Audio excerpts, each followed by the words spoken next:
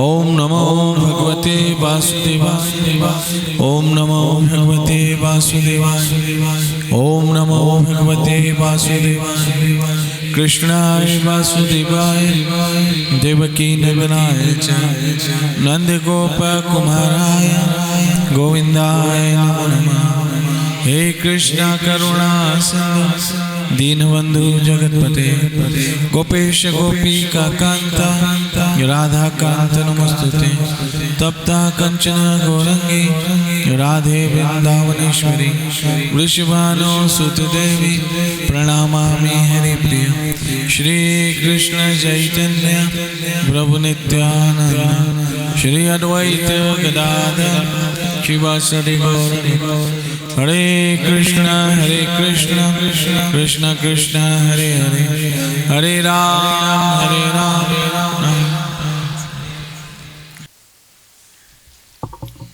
आज हम श्रीमद् भागवत के दूसरे स्कंद के दूसरे अध्याय से एक बहुत ही अद्भुत 37वां श्लोक पढ़ेंगे। श्रीमद् भागवत दूसरा स्कंद दूसरा अध्याय और 37वां श्लोक।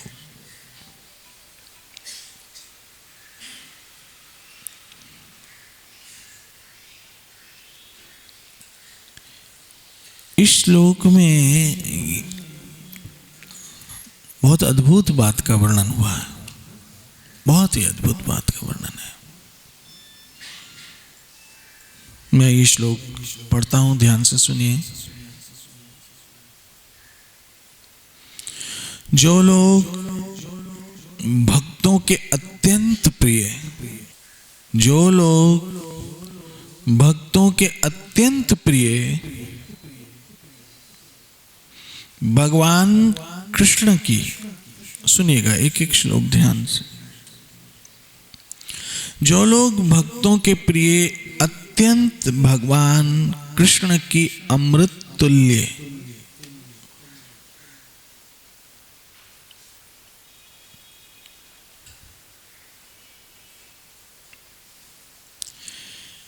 कथा को कर्ण रूपी, कर्ण मतलब कान,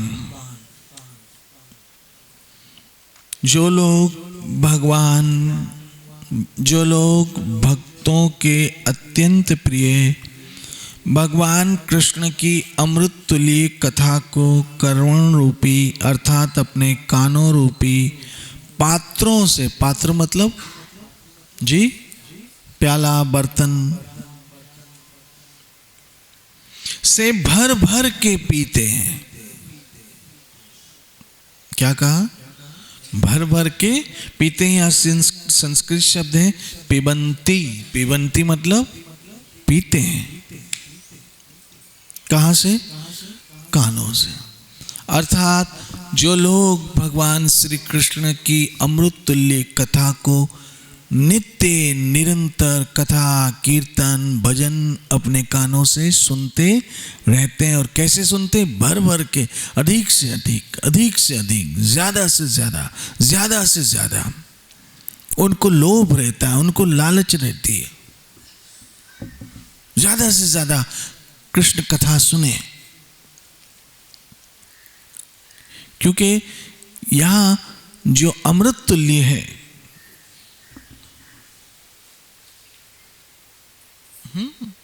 वो यहां ये सुखदेव महाराज भी कह रहे हैं और गोपियों ने भी कहा था। गोपियों ने कहा था तव कथा अमृतम। हे श्री कृष्ण प्रभु, आपकी कथा अमृत के समान है। और यहाँ सुखदेव महाराज कहते हैं कि जो भगवान श्री कृष्ण की, कौन? श्री कृष्ण जो भक्तों को अत्यंत प्रिय है। भक्तों के अत्यंत प्रिय भगवान श्री कृष्ण की अमृत तुल्य कथाओं को जो अपने कान रूपी पात्रों से भर भर के पीते हैं। अब इसका क्या असर होता है? देखिए ये यहाँ पर भागवत में इस श्लोक में मैं थोड़ा इसकी भूमिका समझाऊं। इसमें दो चीजें समझाई है इस अद्भुत श्लोक में। एक तो ये जो भगवत कथा है या जो कृष्ण संबंधी चर्चा है, हरे कृष्ण कृष्ण कृष्ण हरे हरे, हरे राम राम राम। क्या कहा मैंने? जो कृष्ण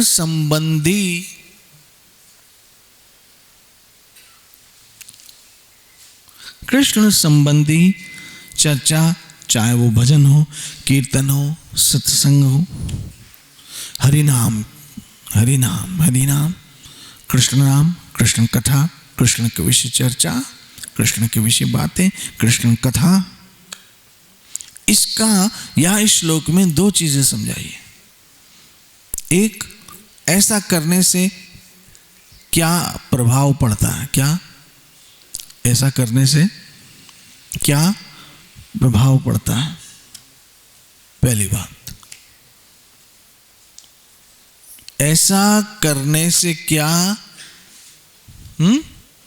प्रभाव पड़ता है, और जो प्रभाव पड़ता है उसका क्या परिणाम निकलता है।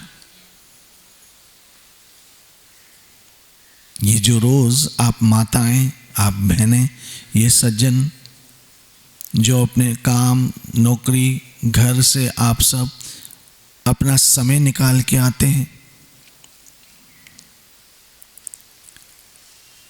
अब यहां पर संसार में दो चीजें होती, या तो कुसंग या तो सत्संग।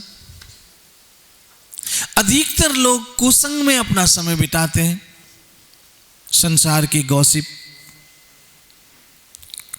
और उन गॉसिप में सबसे अच्छा टॉपिक किसी की निंदा, किसी की बुराई, खुद को सही सिद्ध करना और बाकी सबों को गलत सिद्ध करना, अपनी बड़ाई करना,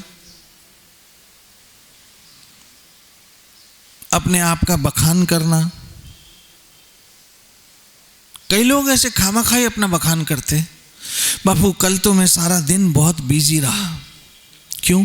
बहन के बच्चे की शादी थी, सारा सोना मैं लेने गया। अच्छा, सारा सोना आपने लेके दिया? बोला मैंने लेके नहीं दिया, पैसे तो उन्होंने ही दिए, लेकिन वो साथ में था सारा दिन, अपनी बखान, अपनी बड़ाई।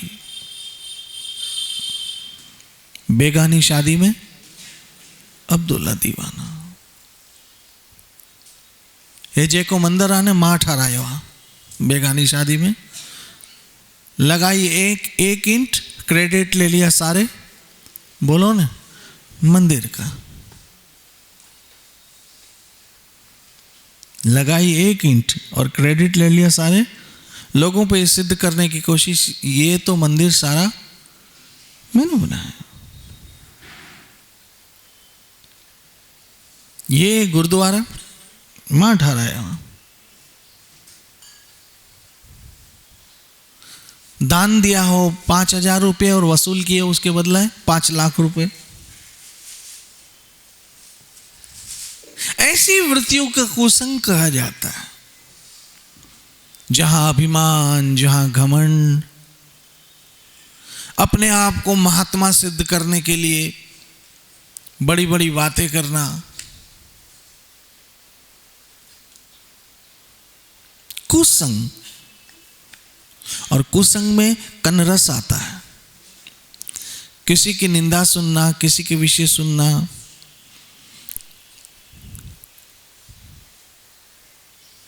किसी भी व्यक्ति के विषय उल्टा सीधा सुनने में कनरस आता है, टाइम पास हो जाता है, मजा आता है, और हमारा भी मन चाहता है कि उसकी हाँ में हाँ मिलाए। तो इससे क्या है, और हमारे ऊपर पाप चढ़ रहे हैं, और हमारे ऊपर पाप चढ़ रहे हैं। इसलिए याद रखना, जो किसी की निंदा आपको सुनाता है वो कल आपकी निंदा किसी को और को भी करेगा, क्योंकि उसके स्वभाव ही ऐसा है। क्योंकि उसका स्वभाव ऐसा, वो कभी आपका दोस्त नहीं हो सकता। निंदा करने वाला आदमी स्वाभाविक अपने आप से मजबूर होता है, वो अपने बाप को भी नहीं छोड़ता, उसकी भी निंदा चालू कर देता है। इसलिए दुर्भाग्य से ऐसा कुसंग मिल जाए तो जीवन व्यर्थ चला जाता है।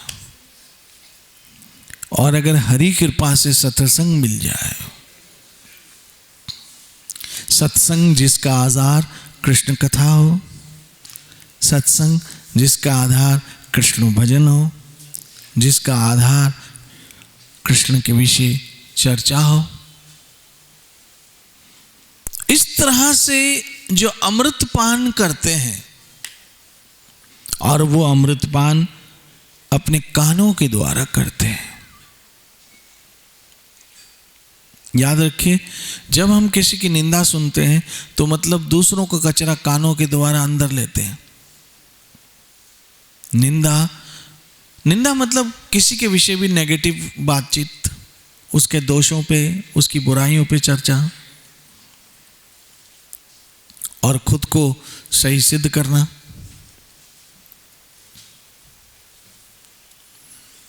ये जो खुद को सही सिद्ध करने की वृत्ति है, ये बहुत भयंकर अहंकार है।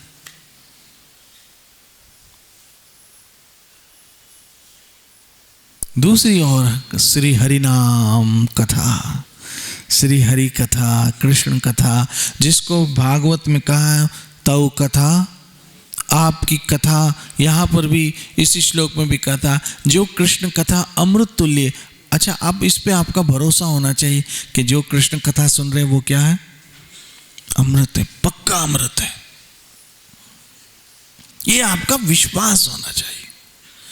मैं आप माताओं से, मित्रों से ये करबद्ध प्रार्थना करता हूं कि अब आप लोग सीनियर हो गए, पुराने हो गए, किसी को 10 साल, किसी को 15 साल, किसी को 16 साल, ऐसे हो गए। अब आप लोगों को दृढ़ विश्वास के साथ, गंभीरता के साथ भजन कीर्तन करना चाहिए। किसी जमाने में भजन कीर्तन टाइम पास था, लेकिन अब वो भजन कीर्तन आपके जीवन का केंद्र बन जाना चाहिए।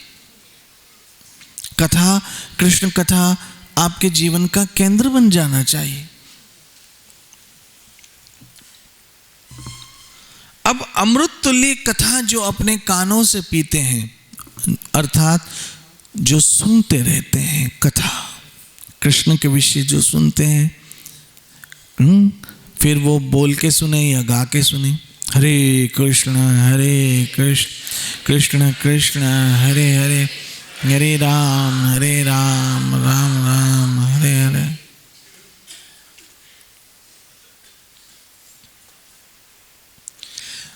तो इसका 2 चीजें होती हैं। एक, भौतिक भोग के नाम से विख्यात दूषित जीवन उद्देश्य, या भागवत में लिखा है कि लोगों का जीवन दूषित हो जाता है। किससे? भौतिक भोगों का उद्देश्य।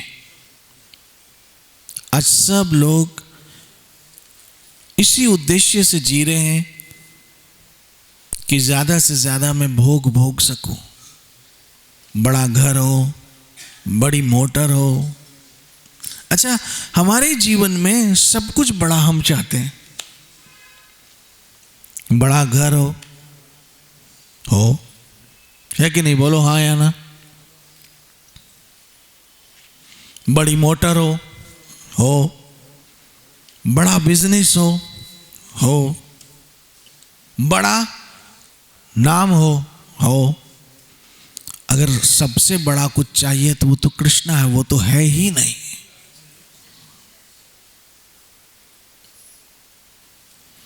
और जिसके जीवन में कृष्ण है, समझ लो उसके जीवन में सब कुछ बड़ा है,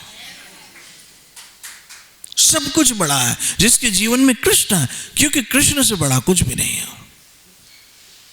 गुरु ग्रंथ जी महाराज भी कह देते, मैं पेख्यो मोहन सबते ऊंचा। बस एंड। और गीता में स्वयं श्री कृष्ण अपने श्रीमुख से कहते हैं, मुझसे परे ऐसा कोई सत्य नहीं है। भगवत गीता 7वां अध्याय। जब आपके जीवन में कृष्ण आ गया, समझ लो सब कुछ बड़ा आ गया, सब कुछ बड़ा आ गया, सब कुछ बड़ा आ गया।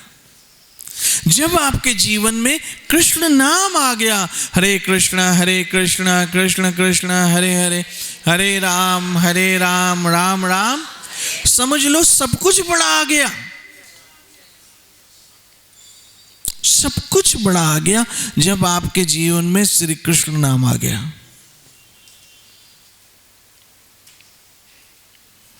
और जब तक श्री कृष्ण नाम आपके जीवन में नहीं आया है, जब तक श्री कृष्ण आपकी कथा में नहीं आई है, आप बड़े होकर भी छोटे हो।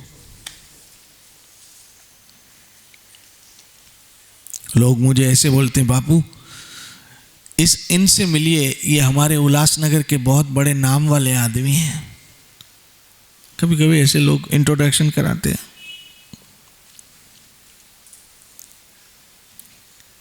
इनका बिजनेस नाम से चलता है, इनका ब्रांड नाम से चलता है, मार्केट में इनका बोलो ना नाम है। कौन सा नाम? किस नाम की बात करते हो? जब तुम पैदा हुए तो तुम्हारी मां को भी तुम्हारा नाम पता नहीं था, वो भी 6 दिन के बाद महाराज ने रखा छठी में। किस नाम की